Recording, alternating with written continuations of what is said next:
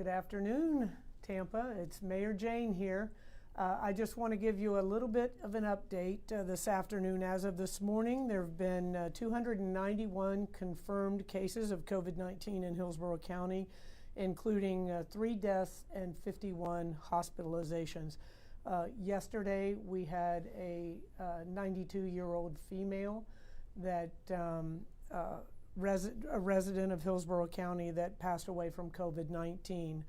And this was the third confirmed death of coronavirus in Hillsborough. And our thoughts and prayers go out to her family and her loved ones. We need everyone to take this very, very seriously. You have heard me say this day in and day out. And we need everyone to stay at home, if at all possible, and to practice social distancing at all times. 6 feet away at all times, and again, taking those simple steps to prevent contracting or giving anyone the coronavirus. So critically important. And by staying home, you can save your life, you can save the life of a loved one, or those individuals that are in the high-risk category. So it really is a life or death issue, and your personal responsibility is to take this seriously, stay at home, and practice social distancing. Very, very important. Hillsborough County, the testing site out at Raymond James Stadium, as many of you are aware, received 1,000 collection kits, and they tested for 3 days and used all but I believe 41 of those collection kits. We're able to obtain 1,000 more collection kits last Friday, and then 500 additional collection kits, so 1,541. They have opened up, Hillsborough County has opened up the hotline to make appointments. You have to be triaged first, and then you'll be given a number, and you can go out to the Raymond James Stadium location and be tested. The collection kit will be sent off for testing.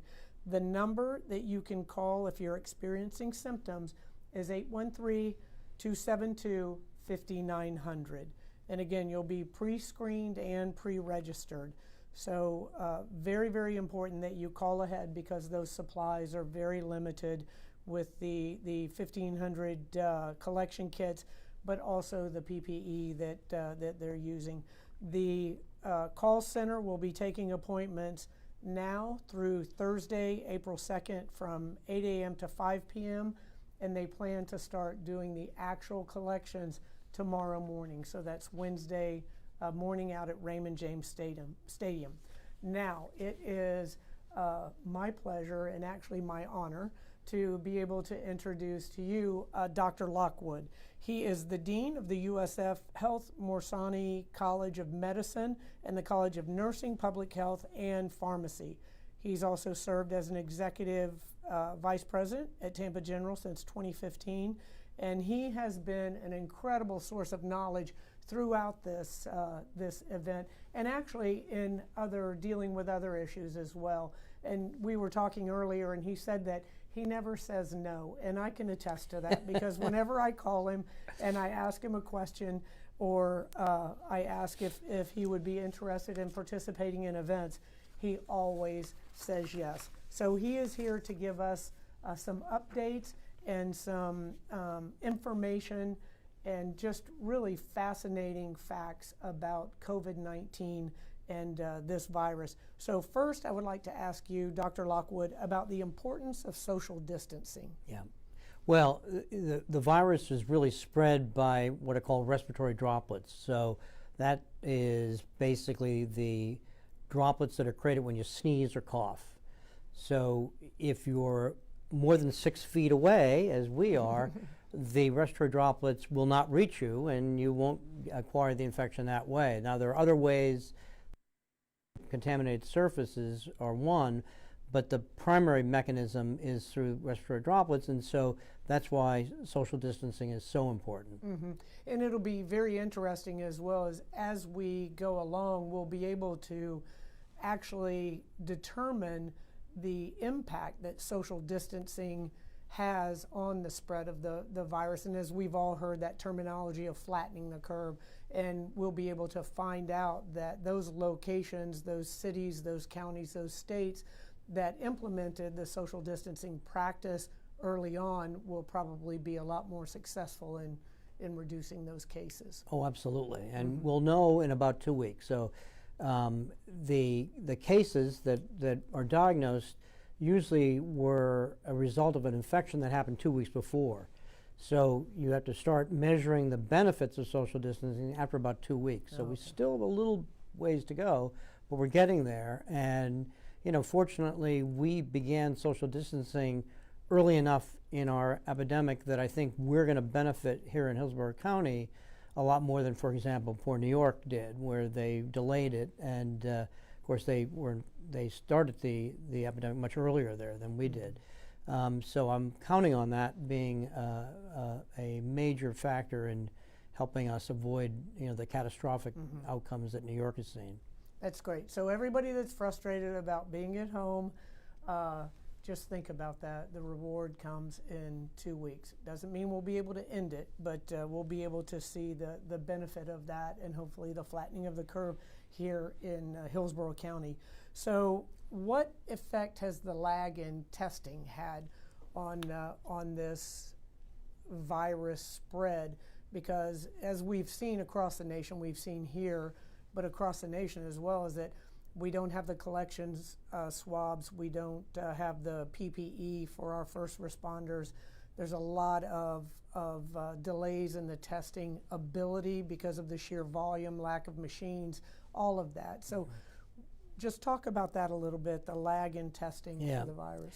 So the big problem we have with this epidemic is that it's the first epidemic that we have diagnosed or identified as a result of testing for what's called nucleic acid, or in this case, the RNA of the virus.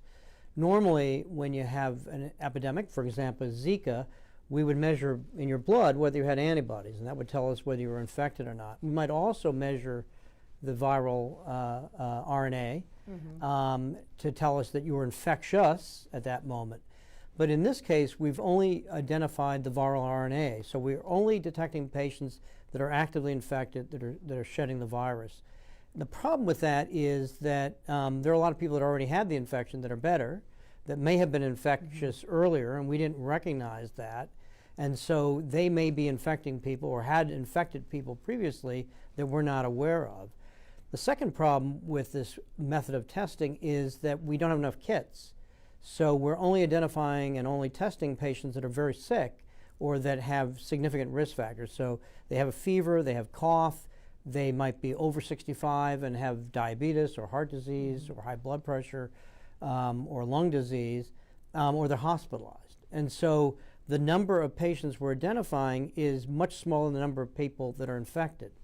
And it's also leading to an exaggeration of the mortality rate. So right now in the United States, we're showing a mortality rate of about 1.8%. That's really high.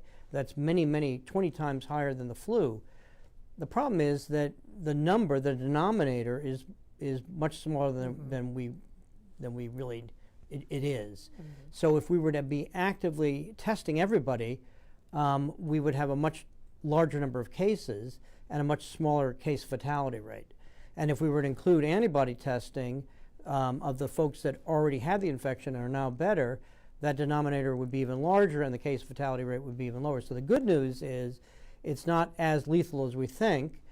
And based on data from China and elsewhere, we think that the mortality rate is probably closer to about 0.6%, not 1.8%. That's still 3 times higher than a bad flu, and so it's really bad, but it's not Ebola, it's not a absolutely horrendous epidemic.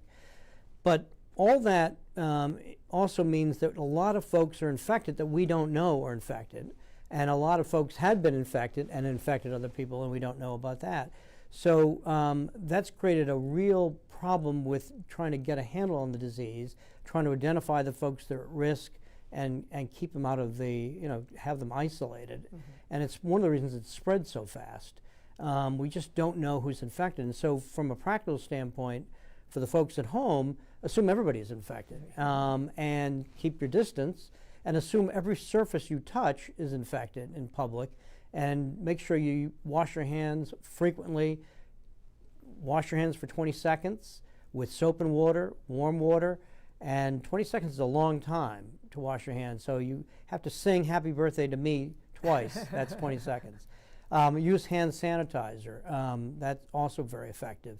But assume that public surfaces are infected, and assume that everybody you meet is infected. And if you assume that, you probably won't get infected. So does that kind of answer the question? Yeah, that's very good. And I just want to warn you too, if I sing happy birthday to you twice, it's going to seem like a lot longer than 20 seconds because I can't carry a tune. But so one of the points that you brought up I think is fascinating.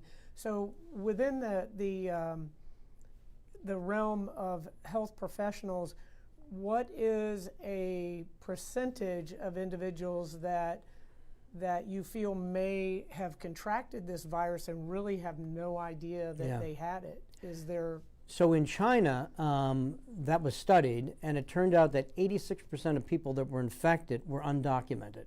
So they had either very mild symptoms or no symptoms, but they were still infectious. They were about half as infectious as the folks that had fever and cough and shortness of breath, so they are infectious. But we really are probably underestimating significantly the number of people that have had the infection and are better, or that have the infection right now.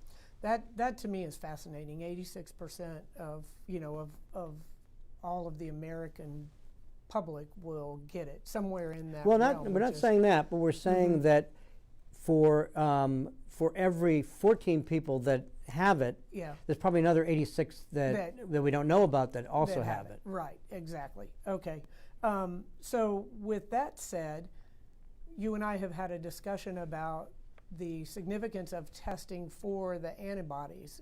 Number one, we could get individuals who may have had this virus and not have any idea they had it, and now they have the antibodies and therefore immune to it, and they could help with those that are in the high risk. The medical professionals could go into the hospitals or into the nursing homes and help there, or just individuals could go back to work if they actually had the antibodies. So what about that test? So that's really important. And once we have the antibody test available and in great numbers, initially we'll probably have to measure both the viral RNA and the antibodies to show that people have the antibody and they don't have the virus, so they're immune, they can't get infected again, they're not going to infect anybody, and yes, they can go back to work and they're fine, and they can do whatever they need to do.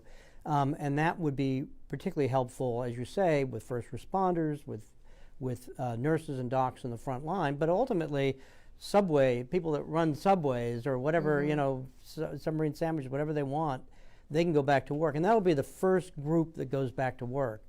Then as we do a better and better job of identifying folks at risk, social distancing, what we call the R value, the reproductive number of the virus, begins to drop below 1, meaning that every one person is infecting less than one person. Then we really have a handle on the virus, and we can start to bring back the folks that haven't been infected but are young and healthy and not at risk for mortality, and that'll be the second tranche of folks that go back to work.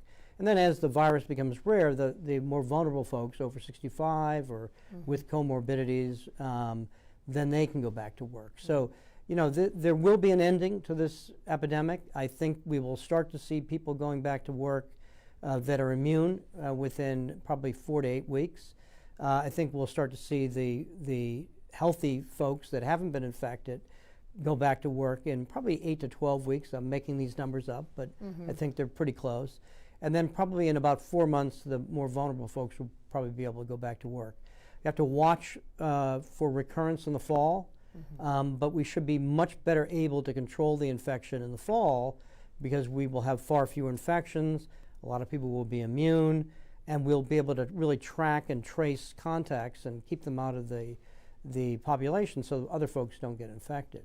So, I do see light at the end of the tunnel. I think that that we have been lucky here in Hillsborough County that we haven't had more cases, that the rate of infection is much slower than it is in other areas, including Miami-Dade and Broward and Palm Beach.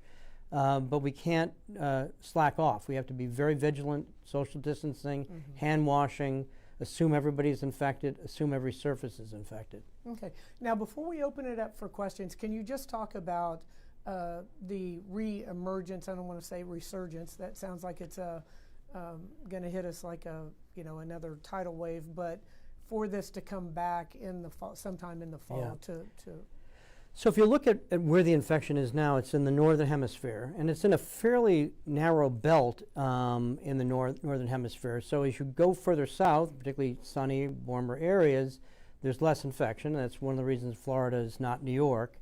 But it's still a relatively rare disease in South America and Africa. It's occurring, but at much lower rates. Well, and that's because people are outdoors there, it's summer there, it's warm, it's humid.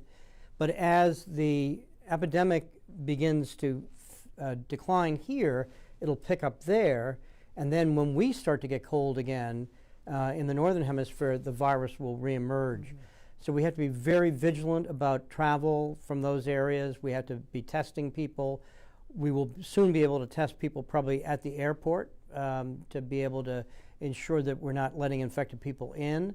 And then we'll have much better testing capability and capacity to identify folks at risk. And then by the fall, we'll also have probably 2 or 3 different classes of medications and therapies that we don't have currently. So I'm not terribly nervous about the fall, but I do expect it to recur to a certain degree in the fall. Okay. Now, I said that was going to be the last question, but there's been a lot of talk about the ability for the virus to survive in higher temperatures.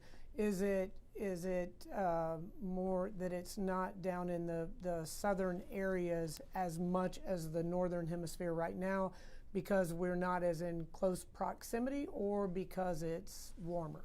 Well, it's probably UV light more than anything else. So the sunlight is a great disinfectant, and the virus degrades very quickly under UV light. In fact, that's one of the things we're starting to think about doing to make sure that we have enough personal protective equipment is to expose it to UV light. So part of it's UV light, part of it is people are outside. There's some evidence with other coronaviruses. Remember, the coronaviruses cause 25% of colds. It's an incredibly common virus. This is a version that is much more dangerous than the common cold, but it is a coronavirus, so there is at least some expectation that there's seasonality, and that as we get into the summer months, the rate of infection will drop. Well, in South America and in Africa, they are in their summer period right now. Okay, fascinating. All right, let's open it up to questions. Some of the questions that we have had that were sent in earlier. Is it possible to have allergy symptoms and no fever to test positive for COVID-19? That's from Jamie Black on Facebook. Well, so it is possible because a lot of folks that have it don't have any symptoms or mild symptoms. But it turns out that cold-like symptoms, so runny nose, sore throat, and kind of upper respiratory tract symptoms are pretty rare with COVID. COVID is a lower respiratory tract infection. So fever is present in, we think, the vast majority. We say 99%, but it's probably more like 80 to 90% of patients. And dry cough, about 60% of patients, and shortness of breath, about 30% of patients. So if you have hay fever symptoms, you have hay fever. Okay, makes sense. All right, based on the current data available, when do you anticipate that Florida will peak? This is from Katrina Latinka on Facebook. Hard to know exactly, and there are different models out there, but the best estimates are early May. Now, again, the good news is we are locking down more and more of the state, particularly the areas that are at greatest risk. So I think that peak is going to be a lot lower than it was in New York or Detroit or New Orleans or a number of the other, Chicago, some of the other affected areas. So I'm anticipating probably early May. It could be late April, but I'm not anticipating anywhere near the peak that, particularly in Hillsborough County, that we see up north. Now, what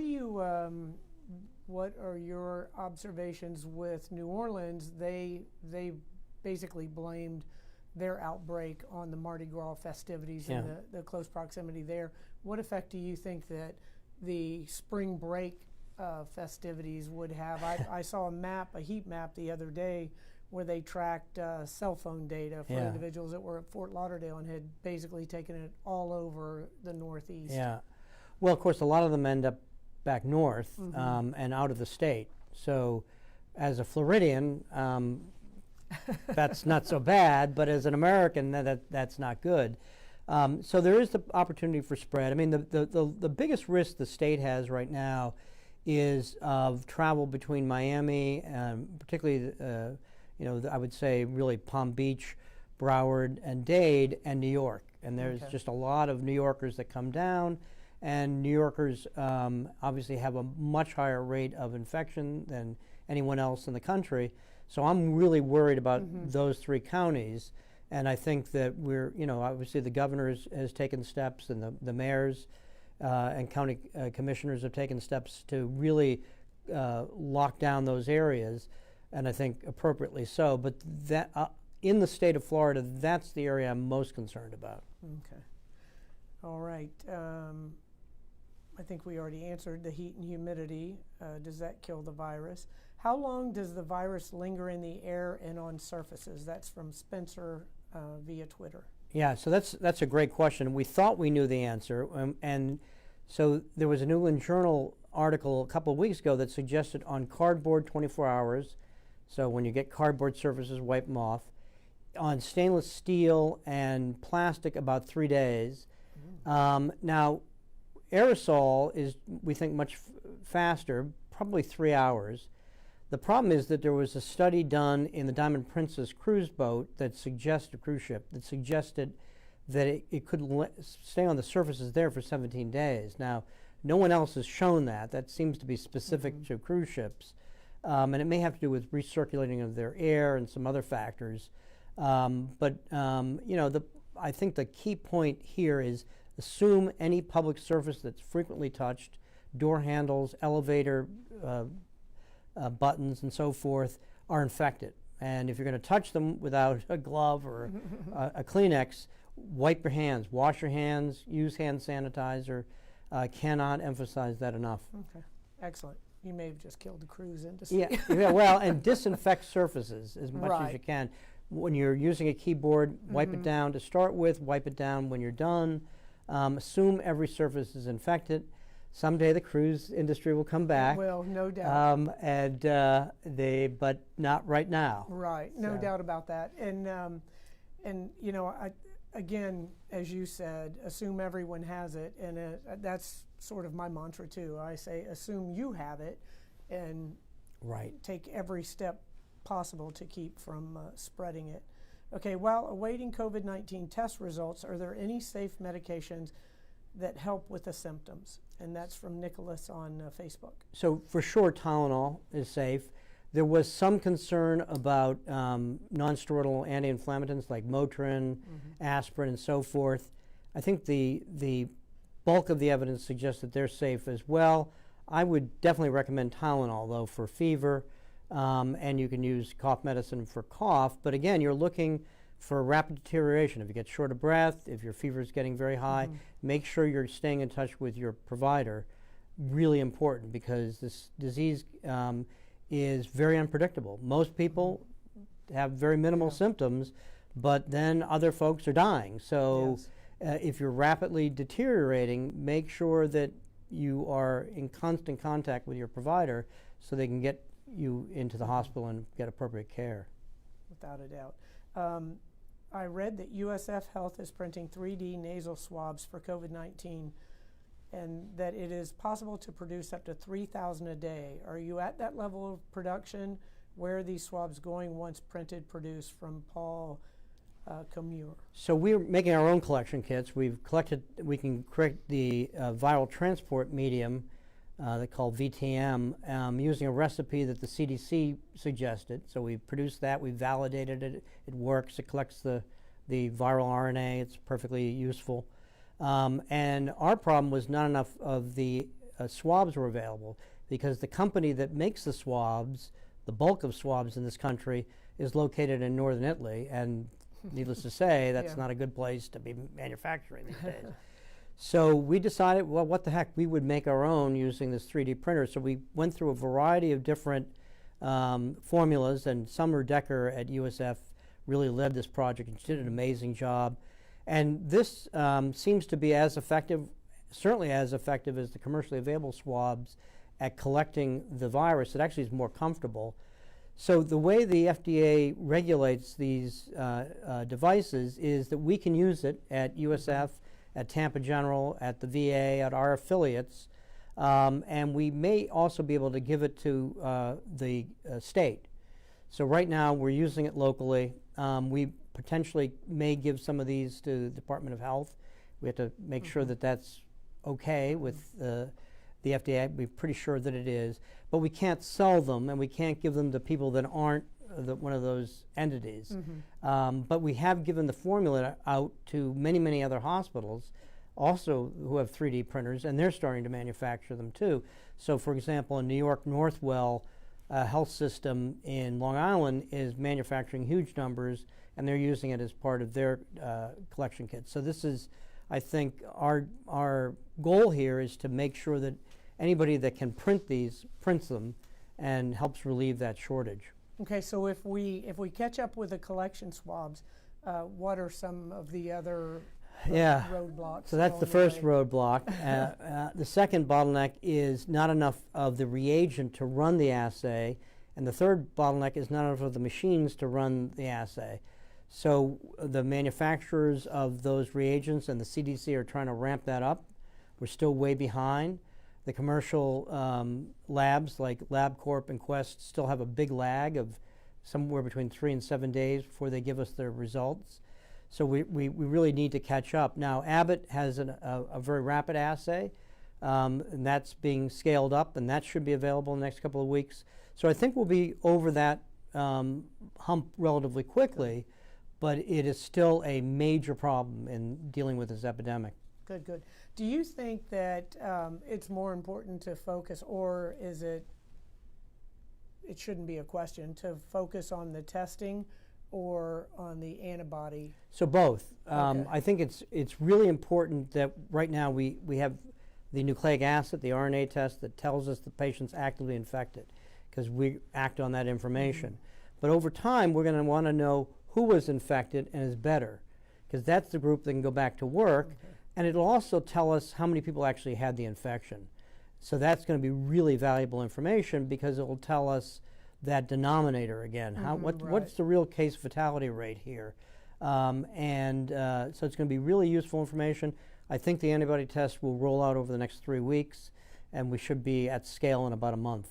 Okay, with that, how long do you think it will be before a vaccine is made available? And that's Danilo Connor on Facebook. Yeah, so normally I would say 18 months, because that's about how long it takes. But there is enormous pressure being brought to bear on all the potential manufacturers of the vaccine, and I have a pretty good guess that it's going to be less than a year, or about a year. Okay, good, good. And then I think you've answered this, but once you've had COVID-19 and recovered, can you get it again a second time from Janet Long? Yeah, so we are pretty sure that that you are cured and that you won't get it again. There may be a tiny group of patients that keep shedding the virus after they have the antibody, but we think that's going to be a small number. We need to prove that. So initially, before we send people back to the workforce, we'll probably want to test for the viral RNA and the antibody. And if they have the antibodies and they don't have the viral RNA, then they can go back to work. But eventually, I think we'll be comfortable enough that we'll know that the vast majority of folks with antibodies, particularly those that have both classes of antibodies, IgM and IgG, or just IgG, which means you had an infection a while ago, will be good to go and go back to work. And from what's occurred in China, we're pretty confident that people don't get reinfected, and they are cured once they make antibodies. But we do need a little bit more additional data there. And what's the testing process for those antibodies? I mean, for the virus, you get the nasal and the throat swab. So this is a blood test. Okay. It might just be a finger prick with an assay that you do, a quick assay that you do, that will tell us whether you have the antibodies, yes or no. The blood test will tell us the level of antibody that you have. Excellent. All right. Well, thank you very much. Let's see. So I know that you and I talked about this as well earlier, but it says if you have no symptoms, how do you know if you're a carrier of COVID-19, and how long would you carry it for? That's Alice Valdez on Facebook. Well, assume you are, because that's There the you safest go. thing to do. But the average time of between an infection and showing symptoms is 5 days.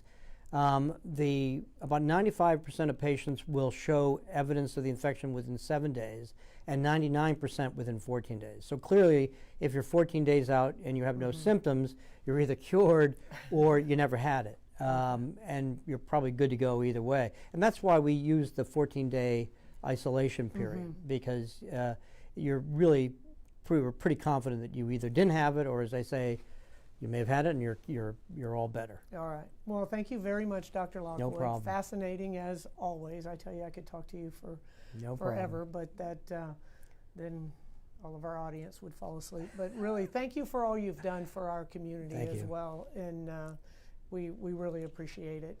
Before we leave, I have to ask everyone to take out your phone right now and text Tampa Ready to 888-777, and for Spanish speakers, Tampa Lista, same number, 888-777, and to get real-time text information in addition to COVID-19 and information on that. If you're a small business owner, text Tampa Biz to the same number, 888-777, and we're putting out information on the relief that is coming from the state, financial relief, and also from the federal government.